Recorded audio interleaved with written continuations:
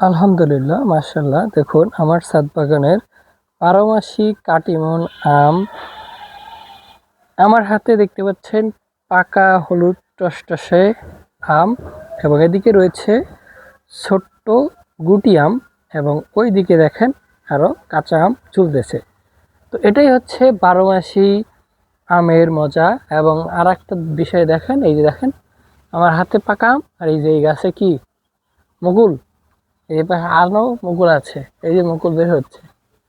তো এই হচ্ছে 12 মাসি আম গাছ, যেখানে সব সময় এরকম ভাবেই ফুল দিতে থাকবে, ফল দিতে থাকবে, এবং পাকা আমও থাকবে।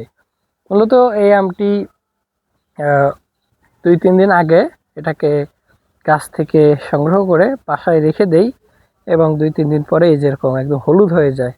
এই কাটিমন আমের বৈশিষ্ট্য হচ্ছে এরকম হলুদ হয়ে যাবে, একদম পাকা কলার মতো হয়ে যাবে। ওইদিকে আমার ব্যানানা ম্যাঙ্গো আম গাছও আছে, সেটারও একই অবস্থা, একদম হলুদ টকটকে রং ধারণ করবে, এবং এর ঘ্রাণ অনেক সুস্বাদু এবং মিষ্টি একটা ঘ্রাণ।